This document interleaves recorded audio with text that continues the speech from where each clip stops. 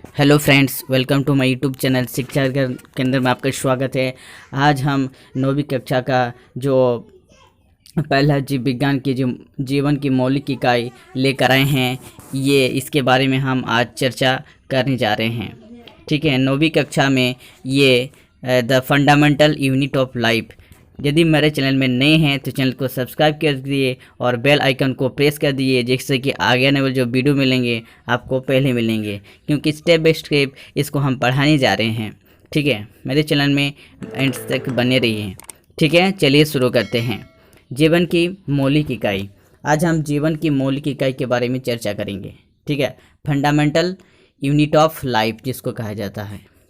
ठीक है, तो इस अध्याय में हम डिटेल्स पढ़ेंगे। ठीक है, ये एनसीईआरटी की बुक्स है, लेकिन हम आज आपको पूर्ण रूप से डिटेल्स में बात करेंगे। ठीक है, चलिए बात करते हैं।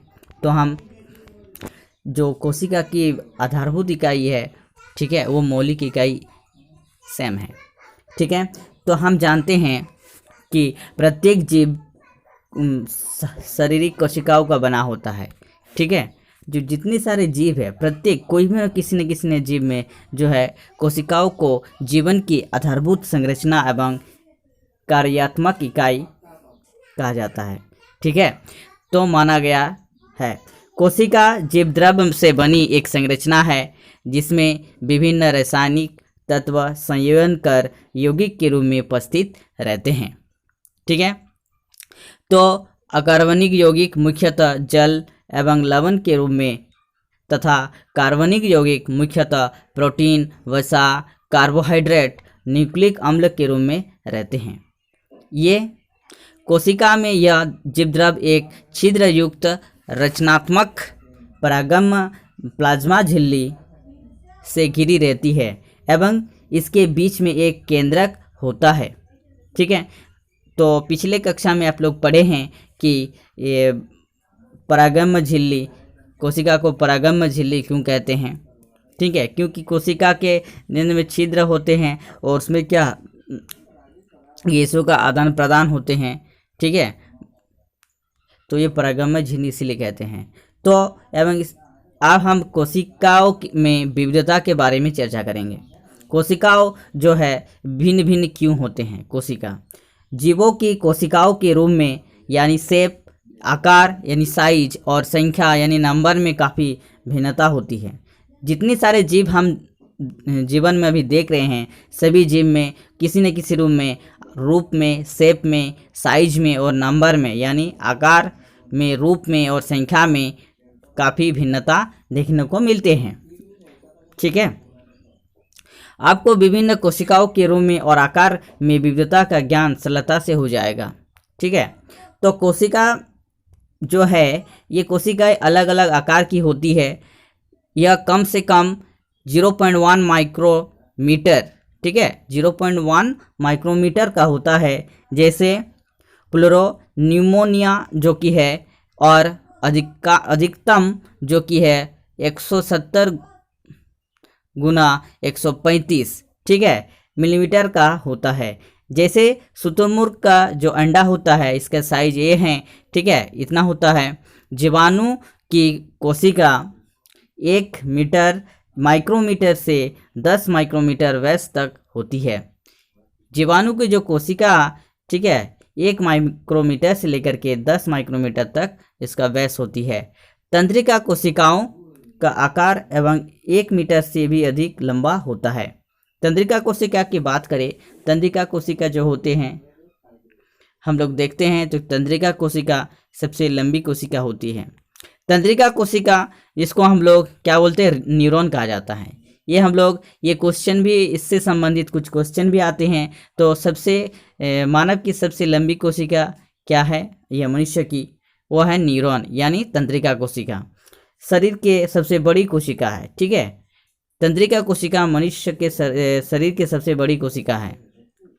जैसे कि एक चित्र दिखाया गया है, उसके बाद में बात करेंगे। तो कोशिकाएं विभिन्न रूपों में होती है। कोशिका का जो आकार है, अलग अलग होती है। हम लोग पिछले कक्षा में 8वीं कक्षा में पढ़े हैं कोशिका विभिन्न प्रकार के आकार अलग अलग होती हैं। कुछ जीवों का शरीर सिर्फ एक कोशिका का बना होता है। ऐसे जीव एक कोशिकीय होते हैं, जैसे अमीबा हुआ, पैरामीशियम हुआ, क्लेमाइडोमोनास आदि। ये सब क्या है? एक कोशिक जीवाणु है, मतलब एक कोश से बना हुआ है। ठीक है, ये कोशिक जीव कहलाते हैं। इन जीवों में जीवन संबंधित सारे कार्य अकेली कोशिका द्वारा संपन्न होते हैं, जबकि बहुकोशिकीय जीवों का शरीर अनेक कोशिकाओं का बना होता है। जैसे 60 किलोग्राम के एक मानव, ठीक है, एक आदमी है, शरीर में मतलब 60 इंटू 10⁻15 कोशिकाएं पाई जाती हैं। मतलब 60 केजी वाला आदमी में इतना कोशिकाएं पाई जाती हैं। ठीक है, तो बहुकोशिकीय जीवों में विभिन्न कार्यों को सुचारू रूप से संपन्न करने के लिए अनेक कोशिकाएं समाहित होकर विभिन्न अंगों का निर्माण करती हैं। ठीक है, तो देखिए ये सब कोशिका है। ये क्लेमाइडोमोनास है। ये क्लेमाइडोमोनास जो है सबसे छोटी एक कोशिका है। ठीक है, सबसे छोटी एक कोशिका है, ये है क्लेमाइडोमोनास। देख लीजिए, ये इसकी आकृति ऐसी चित्र होती है। और ये जीवाणु है, बैक्टीरिया जिसको बोलेंगे, हाँ ना, ल्यूकोसाइट है वाला। ठीक है, और बात करें, पहले बात किए थे कि तंत्रिका कोशिका मानव शरीर की सबसे लंबी तंत्रिका कोशिका होती है, तो यही है तंत्रिका कोशिका। देख लीजिए, यही है तंत्रिका कोशिका। ठीक है, और वसा कोशिका, ये वाला वसा कोशिका। उसके बाद यकृत कोशिका, मेढक की जाल रक्त कोशिका, ये है अमीबा। ठीक है, अमीबा के बारे में आप जानते हैं। ठीक है, और शुक्राणु कोशिका ये है। ठीक है, उसके बाद और अकीत पेशी तंतु या फिर अस्थि कोशिका या फिर डाइटम है।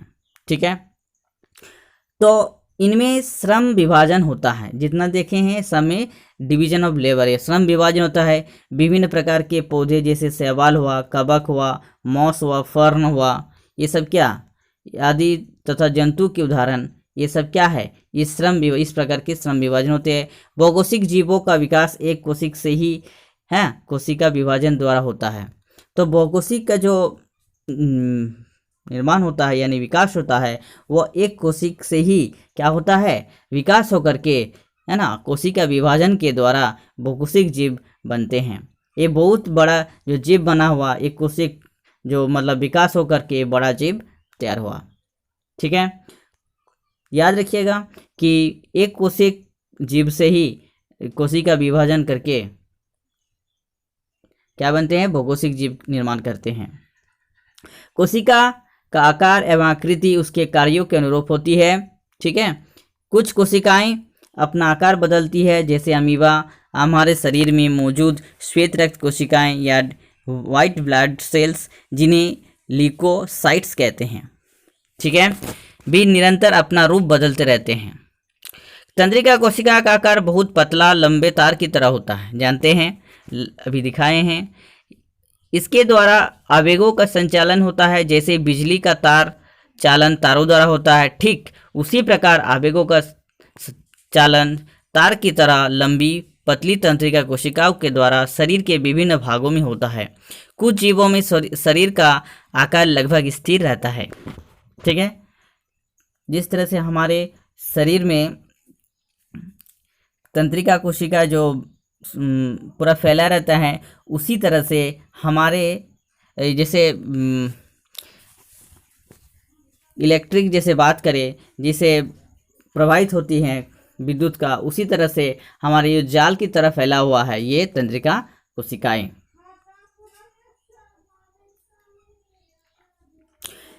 ठीक है, पतली तंत्रिका कोशिकाओं द्वारा शरीर के विभिन्न भागों में होता है। कुछ जीवों कोशिका का आकार लगभग स्थिर रहता है। ठीक है, कुछ जीव में कोशिका आकार स्थिर रहता है और किसी में बदलते रहते हैं। ठीक है, भिन्न भिन्न जीवों में, एक ही जीवों में अलग अलग समय में शरीर में कोशिकाओं की संख्या भी बदलती रहती है। ठीक है, उसके बाद कोशिकाओं की संख्या जीव के शरीर के आकार पर निर्भर करती है।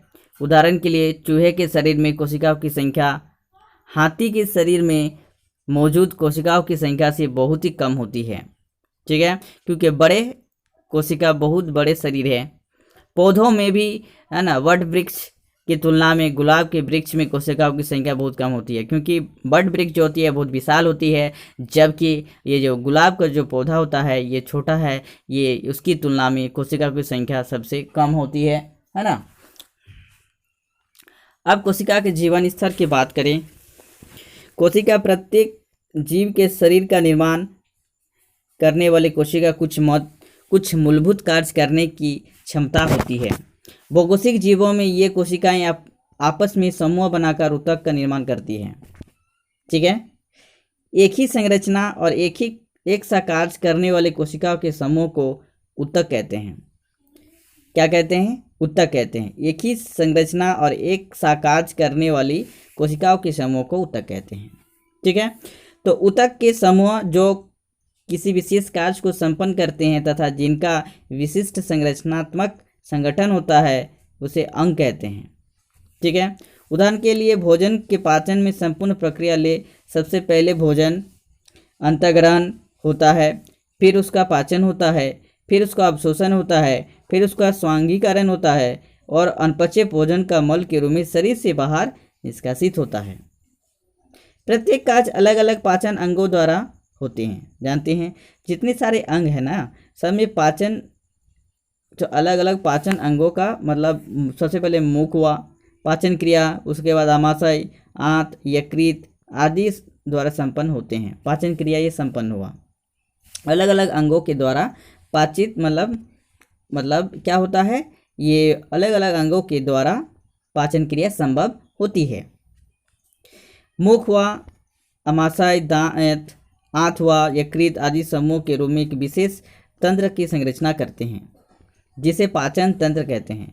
ठीक है, मुख हुआ, आमाशय हुआ, आंत हुआ, यकृत हुआ, ये समूह के रूप में एक विशेष कार्य तंत्र की तरह रचना करते हैं जिसे पाचन तंत्र कहते हैं। इंग्लिश में बोलते हैं डाइजेस्टिव सिस्टम। ठीक है, इसी प्रकार जीवों में श्वसन तंत्र, परिसंचरण तंत्र, उत्सर्जन तंत्र आदि इसी तरह से काम करते हैं, तंत्र के रूप में है। सभी अंग तंत्र मिलाकर जीव या व्यष्टि का निर्माण करते हैं। अब बात करें कोशिका की खोज। कोशिका की खोज सबसे पहले बात करेंगे तो कोशिकाओं का वास्तविक ज्ञान माइक्रोस्कोप यानी सूक्ष्मदर्शी के आविष्कार के बाद ही प्राप्त हो सका। तो सबसे पहले जो आविष्कार नहीं हुआ था तो कोशिका की खोज नहीं हुआ था। जब से ये माइक्रोस्कोप की आविष्कार हुआ तब से ये कोशिका की खोज हुआ। तो 1665 में रॉबर्ट हुक नामक एक अंग्रेज वैज्ञानिक ने माइक्रोस्कोप का निर्माण किया और हुक ने अपनी बनाए माइक्रोस्कोप में एक कॉर्क की एक पतली काट में अनेक सूक्ष्म और मोटी भित्ति मधुमक्खी की छत्ती जैसी, है ना, कोठरियाँ देखी, हाँ, कोष्ठ देखी। यानी इन कोठरियों को रॉबर्ट हुक ने सेल का नाम दिया। ठीक है, तो मधुमक्खी के जो छत्ते होते हैं, हम लोग देखे हैं मधुमक्खी प्रत्येक कोष्ठ होता है। ठीक है, ये प्रत्येक कोठरी यानी कोष्ठ को उन्होंने क्या दिया, सेल दिया। ठीक है, यानी कोशिका नाम दिया गया है। ठीक है, तो ये बताना है, ये क्वेश्चन में भी आते रहते हैं कि कोशिका की खोज किसने और कब की। तो कोशिका की खोज जो कि रॉबर्ट हुक के द्वारा 1665 ईस्वी में की गई। ठीक है, ये कहाँ का वैज्ञानिक थे, ये अंग्रेजी वैज्ञानिक थे। उन्होंने सबसे पहले क्या किया, सबसे पहले माइक्रोस्कोप का निर्माण किया और उस माइक्रोस्कोप की सहायता से क्या क्या, अपने एक माइक्रोस्कोप कॉर्क की एक पतली काट में अनेक सूक्ष्म एवं मोटी भित्ति वाले मधुमक्खी के छत्ते जैसी कोठरियाँ देखी। उसी से देखा, किसे, उस माइक्रोस्कोप से देखा। और उस देखने के बाद प्रत्येक कोष को उन्होंने, कोठरिया को उन्होंने कोशिका नाम दिया। समझे? ठीक है, नेक्स्ट जो वैज्ञानिक आया उसके बाद ल्यूवेन हॉक एक नामक एक डच वैज्ञानिक, ये डच वैज्ञानिक द्वारा माइक्रोस्कोप की लेंस, ठीक है, व्यवस्था संशोधित होने के पश्चात कोशिका का अध्ययन आगे बढ़ा। तो लेंस जिस तरह से जो माइक्रोस्कोप बना हुआ था, जो जिसने रॉबर्ट हुक ने बनाया था, लेकिन उसको संशोधित किया गया। उस माइक्रोस्कोप को संशोधित करके, लेंस को संशोधित करके, है ना, उसको फिर से अध्ययन आगे बढ़ा। तो सर्वप्रथम उन्होंने 1674 ईस्वी में उन्होंने अपने उन्नत माइक्रोस्कोप में स्वतंत्र कोशिकाओं जैसे जीवाणु, प्रोटोजोआ आदि को देखा, शैवाल को देखा। ठीक है, तो सबसे पहले किसने देखा? जीवाणु, प्रोटोजोआ आदि को किसने देखा? ये ल्यूवेनहॉक ने देखा। तो 1831 ईस्वी में रॉबर्ट ब्राउन नामक वैज्ञानिक ने बताया कि प्रत्येक कोशिका केंद्रक में एक गोलाकार संरचना होती है। इसे ब्राउन ने केंद्रक नाम दिया। तो केंद्रक का नामकरण किसने किया? रॉबर्ट ब्राउन ने किया, जिसको न्यूक्लियस कहा जाता है। तो न्यूक्लियस किसने कहा? रॉबर्ट ब्राउन ने। तो पुरकिंजे, नेक्स्ट एक पुरकिंजे ने, है ना, 1839 में कोशिका के अंदर पाए जाने वाले अर्ध तरल, है ना, दानेदार सजीव पदार्थ को उन्होंने प्रोटोप्लाज्म या जीवद्रव्य नाम दिया। किसने दिया? ये पुरकिंजे ने दिया। कब दिया? वो 1839 ईस्वी में पुरकिंजे ने ये क्या दिया? अर्धतल और दानेदार जैसे सजीव पदार्थ को उन्होंने प्रोटोप्लाज्म या जीवद्रव्य नाम दिया। उसके 1838 में एक वनस्पति वैज्ञानिक, है ना, स्लाइडेन ने कहा कि पादपों का शरीर सूक्ष्म कोशिकाओं का बना होता है ना। उन्होंने क्या कहा कि पादपों को जो शरीर है वो सूक्ष्म कोशिकाओं का बना होता है। और 1839 में प्रसिद्ध प्राणी विज्ञानी स्वान ने बताया कि जंतु का शरीर भी सूक्ष्म कोशिकाओं का बना होता है। उन्होंने बताया था कि पादप कोशिका के सूक्ष्म कोशिका से बना होता है। तो ये स्वान ने भी बताया कि जो जंतु शरीर है वह सूक्ष्म कोशिकाओं का बना होता है। फिर ये दोनों जर्मन वैज्ञानिक ने अपने अध्ययन में के आधार पर एक मत प्रतिपादन किया। क्या? एक मत निकाला। उस मत के द्वारा कहा गया कि कोशिका का सिद्धांत दोनों ने दिया। कोशिका सिद्धांत में इन्होंने ये बताया गया कि व्यक्त की कि कोशिका के शरीर की संरचनात्मक इकाई है। क्या है? संरचनात्मक इकाई है। इसके बाद 1855 में विर्चो ने बताया कि नई कोशिकाओं का निर्माण पहले से मौजूद कोशिकाओं से होता है। मैक्स शुल्ज ने 1861 में बताया कि कोशिका प्रोटोप्लाज्म का एक पिंड है, एक केंद्रक होता है। इस कथन को क्या मतवाद कहते हैं। बाद में 1884 में स्ट्रस वगैरह बताया कि पैतृक लक्षणों का वंशागति के भाग लेता है। इसके बाद इसे माइक्रोस्कोप और तथा रासायनिक पदार्थ की मदद से कोशिकाओं का अध्ययन जारी रहा।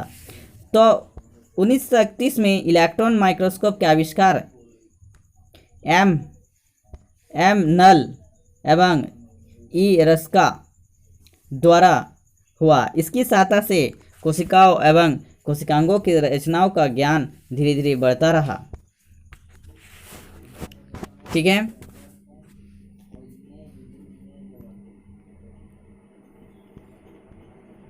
ये जो सूक्ष्मदर्शी है, तो अब देख सकते हैं नेत्र लेंस यहाँ से देखा जाता है।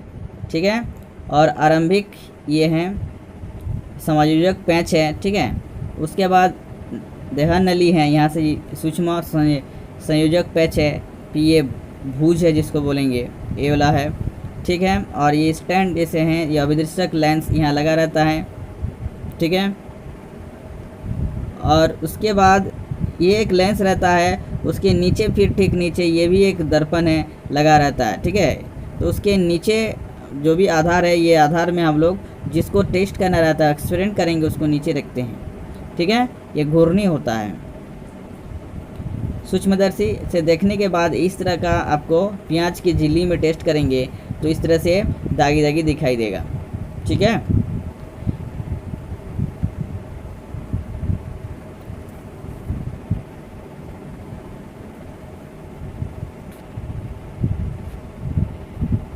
इस तरह से आपको दिखाई देगा। ठीक है, कोशिका की संरचना थोड़ा सा पढ़ेंगे, नेक्स्ट वीडियो में पढ़ेंगे। फिर कोशिका का निर्माण। दोस्तों, मेरे वीडियो को यदि अच्छा लग रहा है तो लाइक, सब्सक्राइब और दोस्तों में ज़रूर शेयर कीजिएगा। ठीक है, कुछ भी प्रॉब्लम है तो कमेंट करके लिखिएगा। कोशिका का निर्माण विभिन्न घटकों से होता है। कोशिका की जो संरचना होती है जिन्हें कोशिकांग कहते हैं, प्रत्येक कोशिकांग एक विशिष्ट कार्य करता है। आप लोग जानते हैं प्रत्येक कोशिका एक विशिष्ट कार्य करते हैं, ठीक है। प्रत्येक कोशिका, इन कोशिकाओं के कारण ही कोशिका एक जीव संरचना जो जीवन संबंधित सभी कार्य करने में सक्षम होती है। जीवों के सभी प्रकार के कोशिकाओं में एक ही प्रकार के कोशिकांग पाए जाते हैं। याद रखिएगा, कोशिका की संरचना का अध्ययन हम सूक्ष्मदर्शी एवं माइक्रोस्कोप की सहायता से करते हैं। प्रत्येक कोशिका अध्ययन सुगमता की दृष्टि से हम 3 भागों में बांट सकते हैं। कोशिका को कितने भागों में बांटा गया है? तो 3 भाग में बांटा गया है। पहला है कोशिका झिल्ली, दूसरा है कोशिका द्रव, तीसरा है केंद्रक। इसके बारे में एक एक करके हम पढ़ेंगे, ठीक है। तो इतना तक ही आज, नेक्स्ट वीडियो में हम लाएंगे, आप बने रहिएगा, है ना। थैंक यू फॉर वॉचिंग, धन्यवाद।